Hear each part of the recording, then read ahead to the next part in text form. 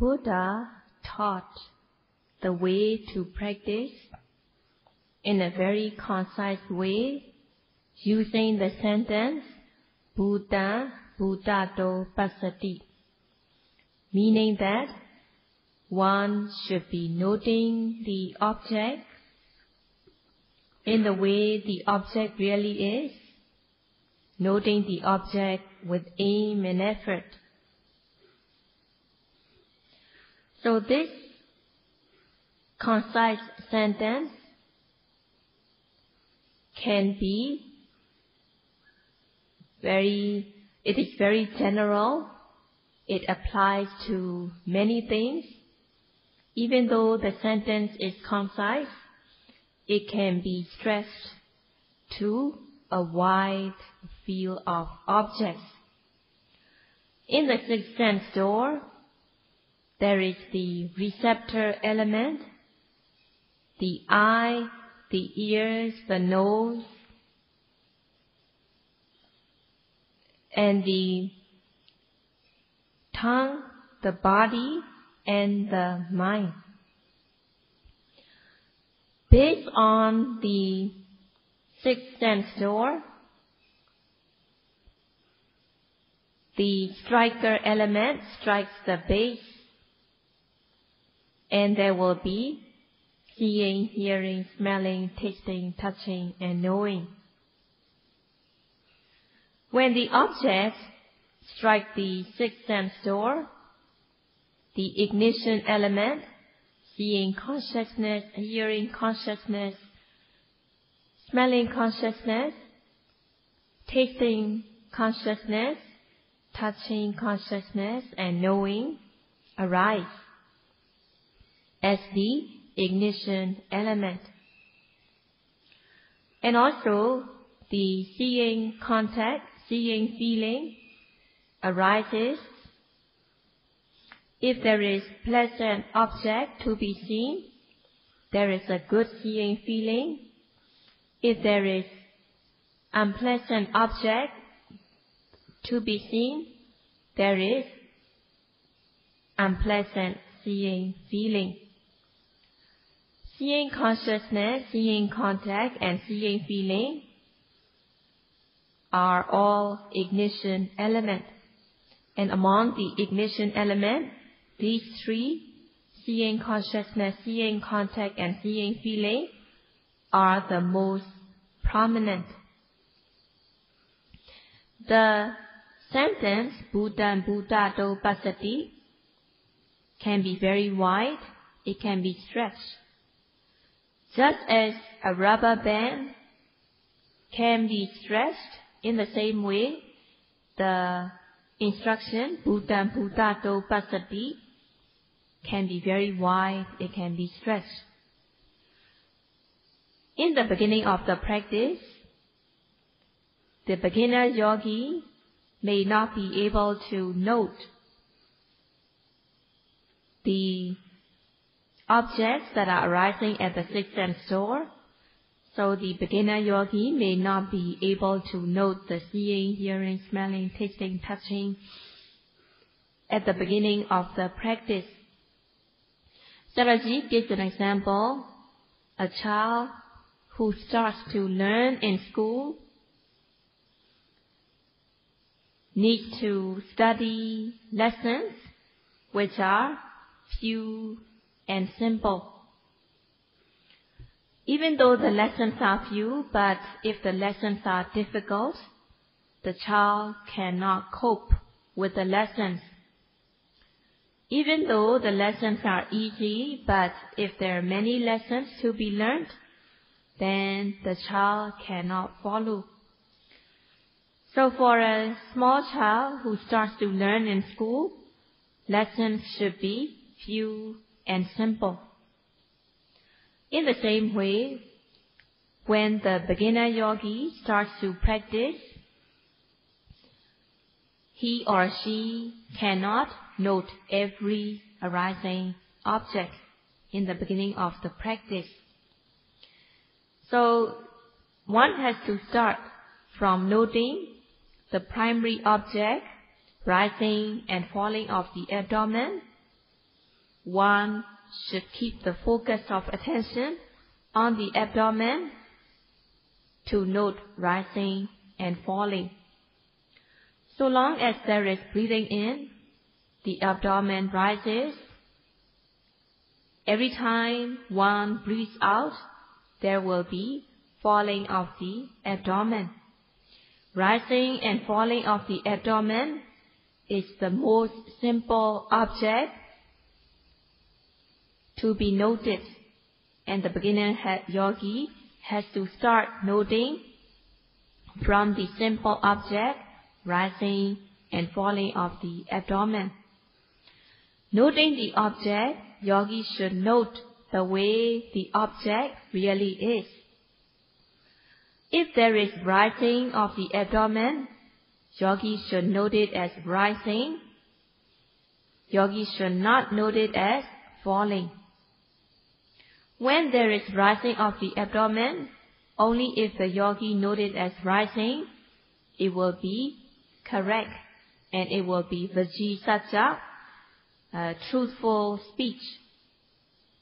So the labeling, the noting, should be in accordance with the object. If falling of the abdomen takes place, yogi should note it as falling and not as rising. Noting falling of the abdomen as falling, it will be in accordance with the object. The same goes with other objects.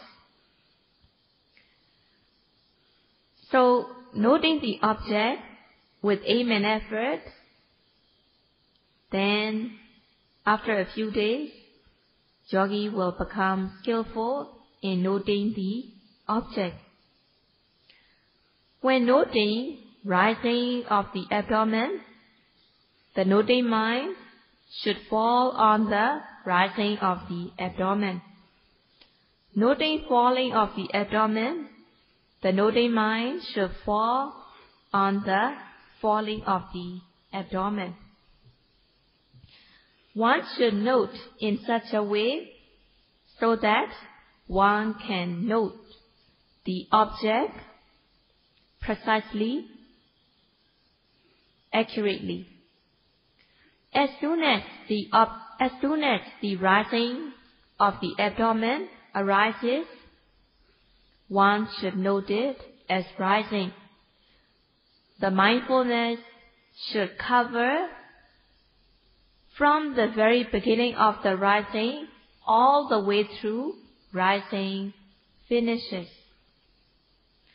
So when the teachers instruct the yogi, please note rising of the abdomen from the very beginning all the way through till the rising finishes, it means that the mindfulness should cover the whole rising. So the teacher is instructing the field of mindfulness, meaning that mindfulness should be on the whole rising. So, from where to where the mindfulness should cover?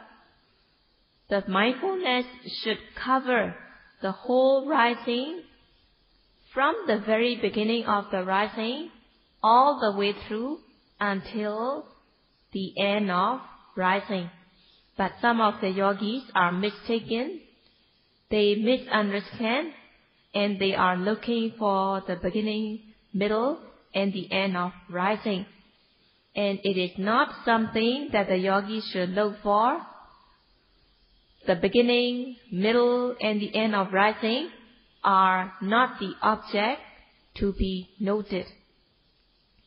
The object to be noted is just rising of the abdomen, falling of the abdomen. And the field of mindfulness should be from the very beginning of the rising all the way through until rising finishes. When the yogi comes for interview, when the teacher asks, "What do you come to know?" when noting rising, falling. Some of them report that I note the rising. I don't see the beginning yet, but I only see the middle and the end. Or sometimes the yogis say, I only see the middle of the rising. Some of the yogis say, I only see the end of the rising. So the way they report is not correct. What really exists is the rising and the falling. The beginning, middle, and the end is just the manner. It is just the moment of rising. What really needs to be observed is the rising. So yogis should not be observing the beginning, middle, or the end. Yogis should not be differentiating as this is the beginning, this is the middle, or this is the end. But what it means is that yogis should be mindful from the very beginning of the rising all the way through till the rising finishes. But some of the yogis are mistaken. They misunderstand. They are looking for beginning, middle, and the end.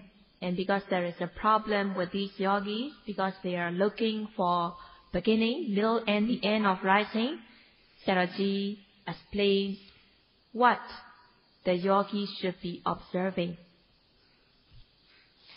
In order to solve this problem, Sayadaw explains the nature, the characteristic of the nama rupa.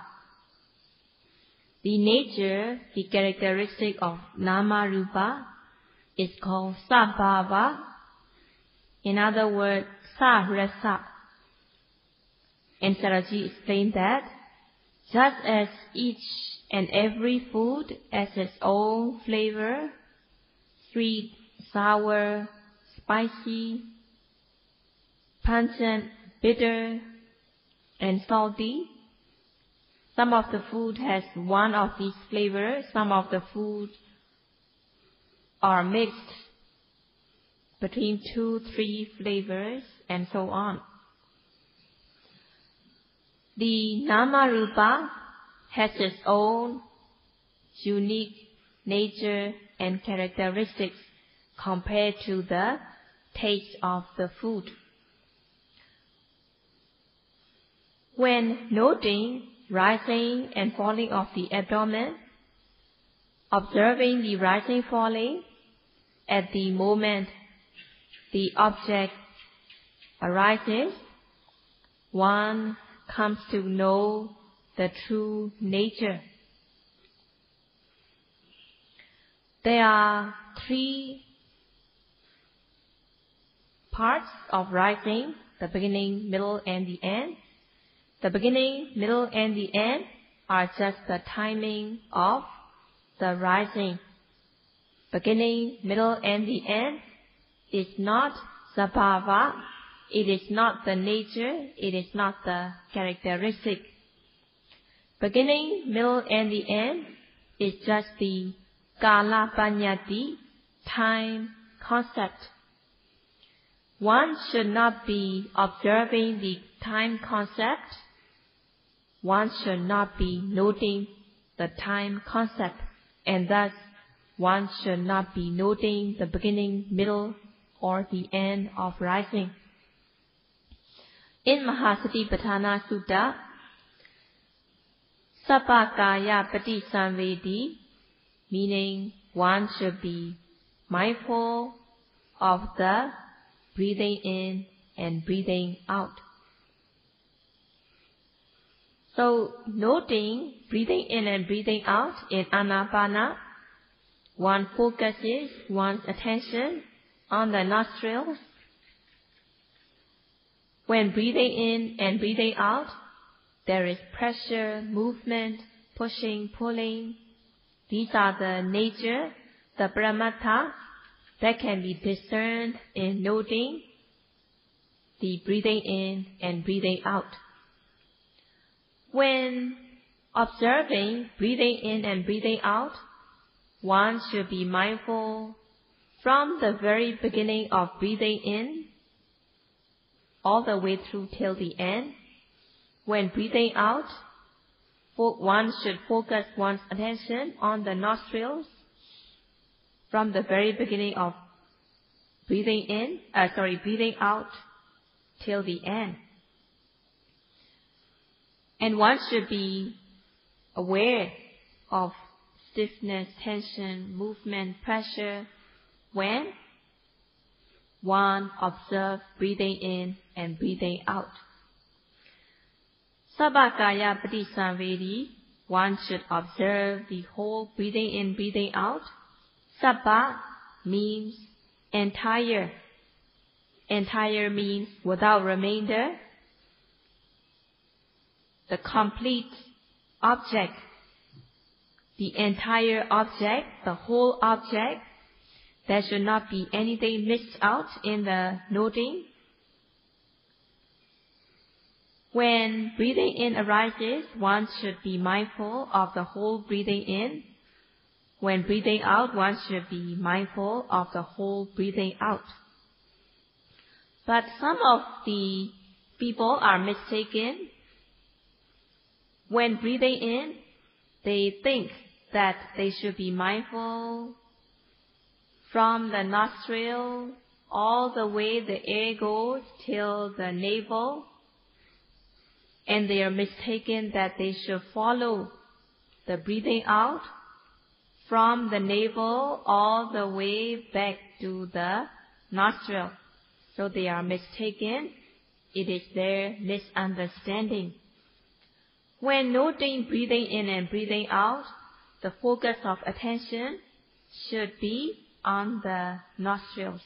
And one should be mindful from the very beginning of breathing in all the way until breathing in ends. And when noting breathing out, one should be mindful from the very beginning of breathing out all the way till breathing out finishes.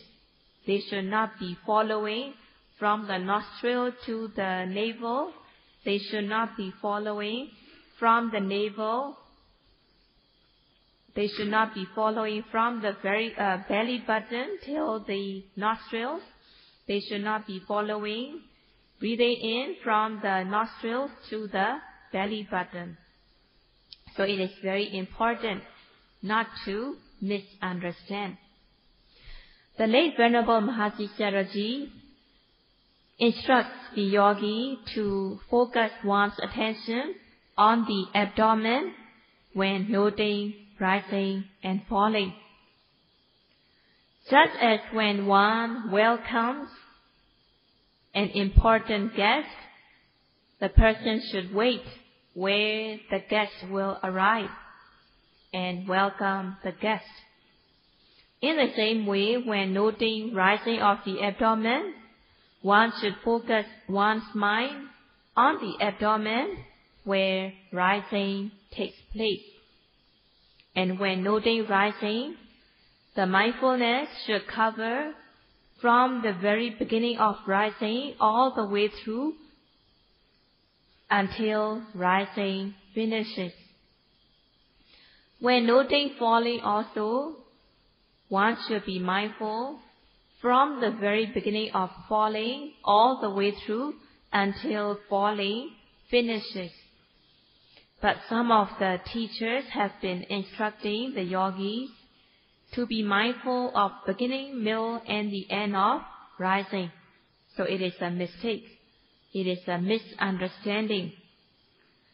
When noting rising, the mindfulness should cover the whole rising. The mindfulness should cover the entire rising.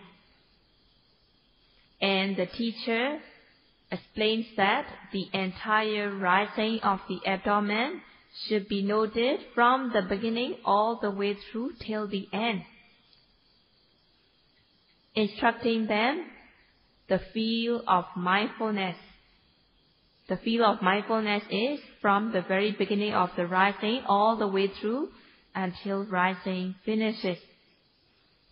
Beginning, middle, or the end is not the Paramattha that should be observed. Beginning, middle, and the end is just a time concept, which does not really exist. So one should not be mistaken, one should not misunderstand, one should not be noting or observing the beginning, middle, or the end of rising. And when practicing Anapana, they should not be mistaken. They should not be looking for a beginning, middle, or the end of breathing in or breathing out. Sabhakaya Padisamvedi, one should not mistaken as Adi, Majja, and Priyosana. They should not be looking for beginning, middle, or the end. And when noting breathing in, they should not be following from the nostrils to the belly button. When breathing out, they should not be following from the belly button until the nostril. It is not correct. They should focus their mind on the nostrils when noting breathing in and breathing out in Anapana. If they are making a mistake, they will be wasting their time and they are not observing the Paramattha. So one should be careful about this fact. So this problem, the beginning, middle, and the end of rising, the mistake, the misunderstanding of beginning, middle, or the end of rising took place even when the late Venerable Mahasi Sayadaw was living. So when the late Venerable Mahasi Sayadaw was still alive, the Venerable Sayadaw himself answered the question. Even though it is said that Adi, Majja, Priyosana, even though it is mentioned as beginning, middle, and the end of rising, it doesn't mean that yogi should be observing the beginning, middle, or the end. What it means that the mindfulness should be continuous throughout the whole rising. Mindfulness should be continuous throughout the whole rising.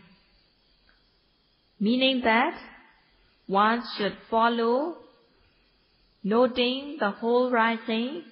One should follow noting the whole falling. The Pavatekama, the continuous arising of the rising and falling, takes place just like a stream of current. So every time there is breathing in, there is the rising. Every time breathing out, there is the falling. And it doesn't mean that yogi should be analyzing the rising as the beginning, middle, or the end. Actually, it means that one should be noting the rising from the very beginning till the end. Meaning that one should be mindful of the entire rising. When noting rising, there should be Sabhakaya Padisamvedi. One should be mindful of the whole object. Kaya means group. It is not, when noting rising, it is not just one particle. If it is air, it is not just one particle of air, but many particles of air combining. When there is hardness, there is not just one particle of hardness, but many particles of hardness are combined together. And when softness arises, there are many particles of softnesses combined together. So Kaya is the group of many particles of the materiality. When noting rising of the abdomen, one should be mindful of the entire rising, which is made up of many particles. So it is very clear that the field of mindfulness is the whole rising, the entire rising, from the very beginning all the way through rising ends.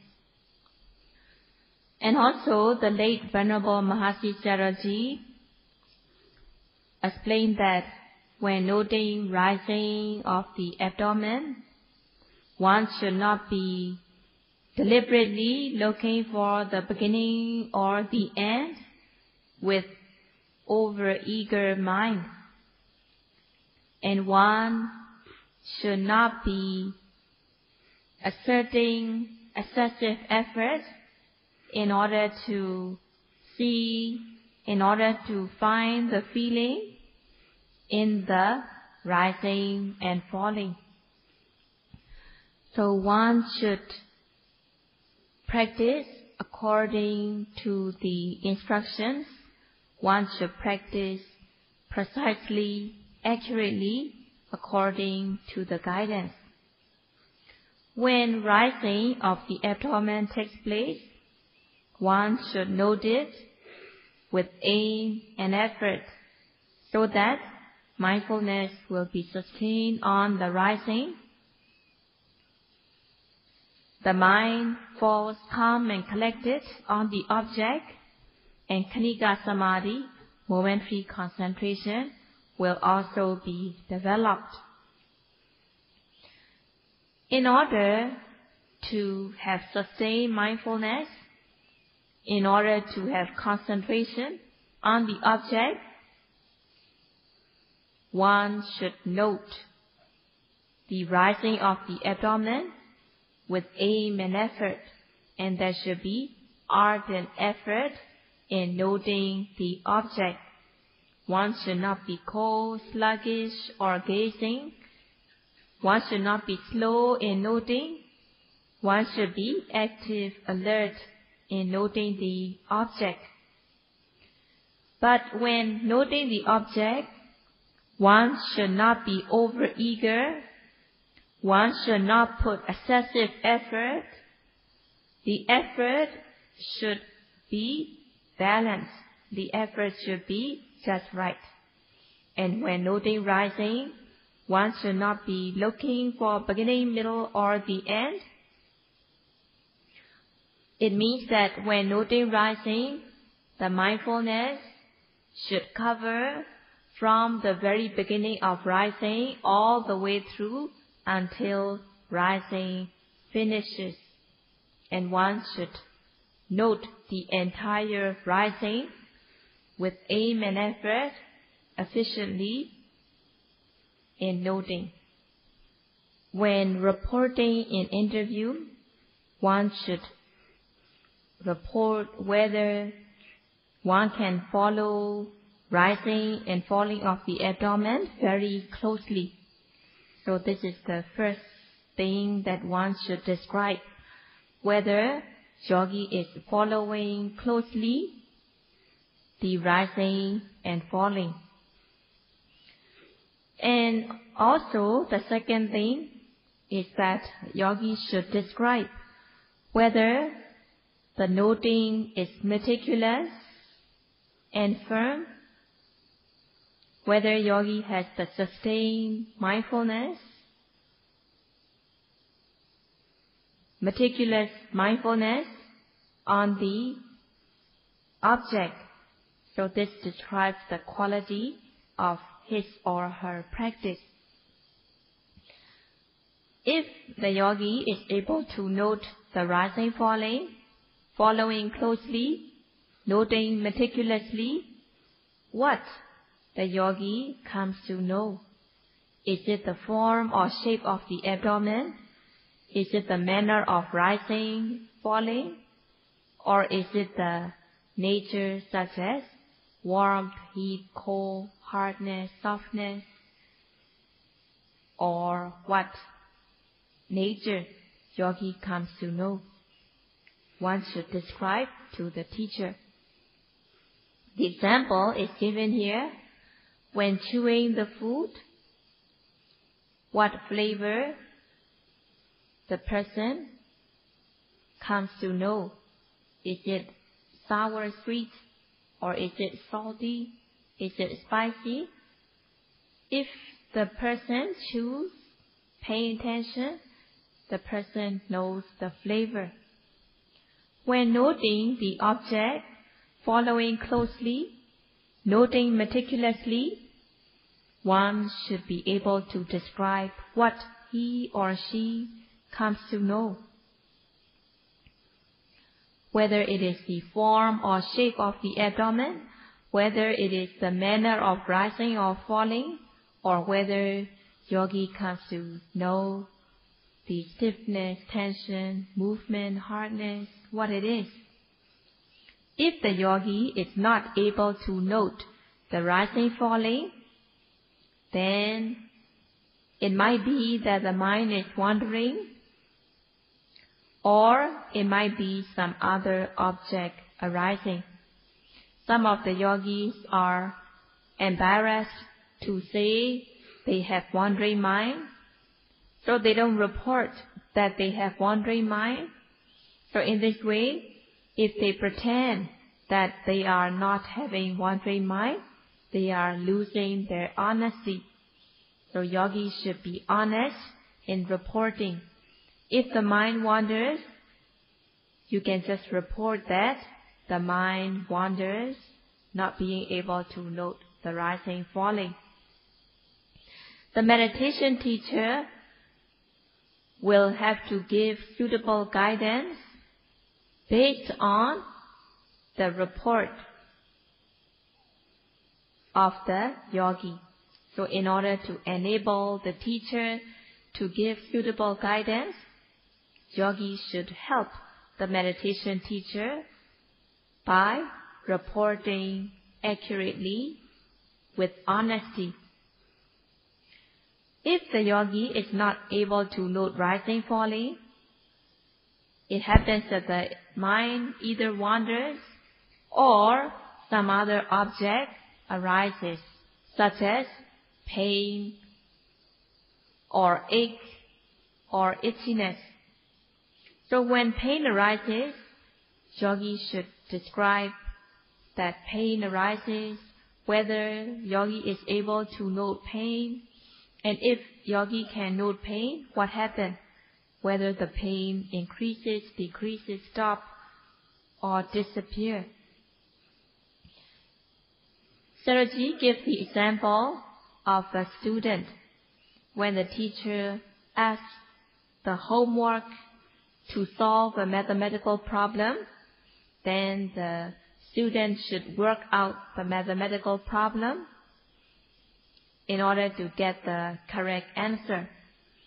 So when doing homework, the student should work out, the student should solve the math problem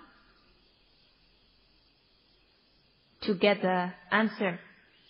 But if the student is just writing down the answer without solving the math problem, then the teacher will not give the student any mark. What is important is that the student should really solve and work out the problem in order to get the answer in math. In the same way, when coming for a report, the yogi should not just be giving answers, but yogi should describe what object arose, how the yogi noted it, and what the yogi come to know when noting the object. In this way, yogis should describe their experiences accurately. If the yogi is not noting the object meticulously, thoroughly, then he or she will not be able to report properly. Each and every noting is very precious. By noting the object moment by moment, there is Nekkhamma Sukha, happiness of renunciation, Paviveka Sukha, happiness of seclusion, Upasama Sukha, the happiness suppressing the defilements. So each of the noting is very precious and valuable.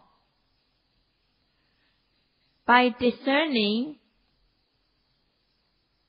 stage by stage, by developing knowledge stage by stage, finally one reaches one's goal, and the kind of happiness one gains when the knowledge becomes mature is very great. But if the yogi is thinking, daydreaming, fantasizing, not noting the object meticulously, thoroughly, his or her experience will be the same day by day. And if the yogi is not making the effort in the practice, not noting the object meticulously, thoroughly, not making progress, then it will be a waste of time. And if the yogi does not correct his or her problem, later on, yogi becomes a chronic yogi. And it will be the same every day by day, day by day, one time to another, it will be the same. And the yogi happens to be a chronic yogi. So not to be a chronic yogi, Sayadaw encourages the yogi to make use of the time they have here, so that the time they have here will be worthwhile. So Sayadaw strongly encourages the yogis to practice respectfully, meticulously, thoroughly. And this will be all for today.